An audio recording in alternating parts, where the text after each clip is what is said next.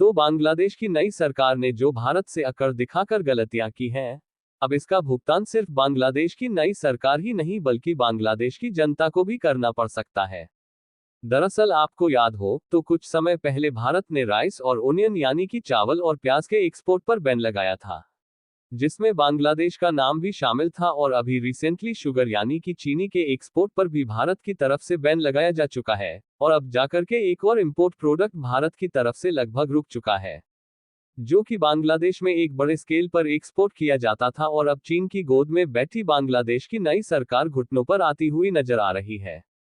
असल में देखा जाए तो साल 2024 में भारत की तरफ से एक इम्पोर्टेंट फूड प्रोडक्ट पर बैन लगाया जाता है, लेकिन बांग्लादेश इस चीज को उस समय हल्के में लेता है। और इस रिपोर्ट में आप साफ साफ देख सकते हैं कि बांग्लादेश में जो सिचुएशन इस समय चल रही है, वहां पर पोटैटो यानी कि आलू की कीमत दिन पर दिन काफी तेजी के साथ बढ़ती जा रही है, क्योंकि एक तरीके से देखा जाए तो बांग्लादेश में पोटैटो की भारी कमी हो गई है, और बांग्लादेश के बिगड़ते हालातों के कारण मार्केट की उथल पुथल थमने का नाम नहीं ले रही है।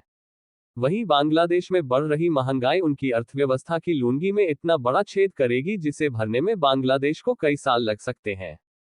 पूरी डेवलपमेंट क्या है इस वीडियो में समझते हैं, लेकिन आगे बढ़ने से पहले वीडियो को एक लाइक करके चैनल को सब्सक्राइब जरूर कर लीजिए।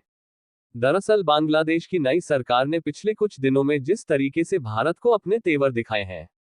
इससे यह बात साफ होती हुई नजर आ रही है कि उनकी नई सरकार पूरी तरह से चीन के सपोर्ट में खड़ी हुई है, क्योंकि इसके पहले शेख हसीना की सरकार पूरी तरह से भारत के सपोर्ट में थी।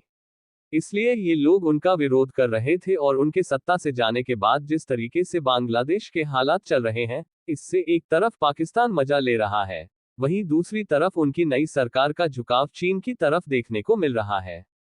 दरअसल हाल ही में खबर निकल कर आ रही है कि शेख हसीना जो कि इस समय भारत में टिकी हुई है, उन पर बीएमपी पार्टी की तरफ से कई आरोप लगाया गया है, और शेख हसीना को भारत के द्वारा वापस बांग्लादेश में भेजने की बात कही जा रही है।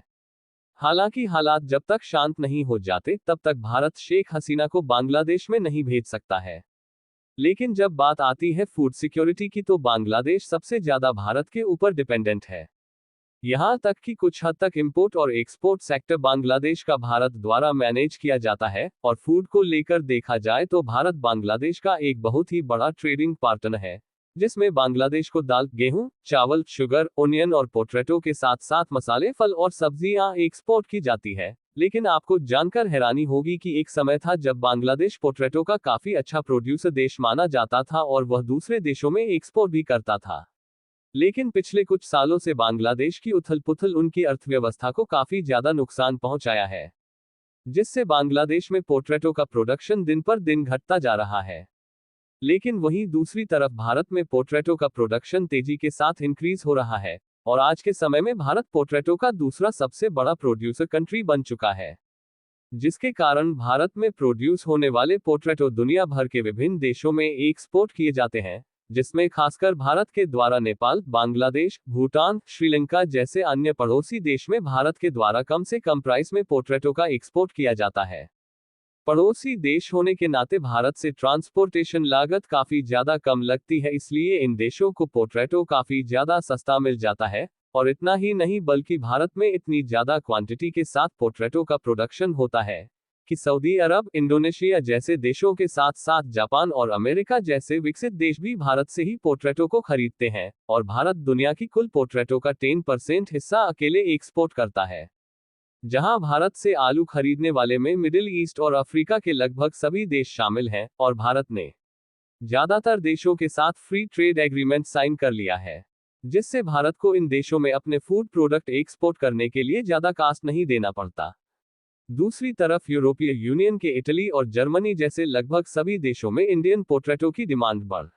रही है, और भारत का एक्सपोर्ट भी इंक्रीज हो रहा है, क्योंकि भारतीय पोटैटो की क्वालिटी अच्छी और दूसरे देशों की अपेक्षा सस्ती होने के कारण यूरोपीय देश भारत से ही पोटैटो को खरीदना पसंद कर रहे हैं। बाकी इन हालातों के बीच यदि बांग्लादेश के साथ भारत के रिलेशन खराब भी होते हैं, और भारत से पोटैटो एक्सपोर्ट पूरी तरह से बंद हो जाता है,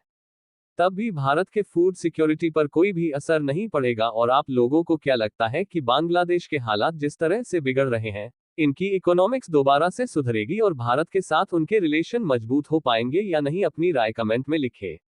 जय श्री राम।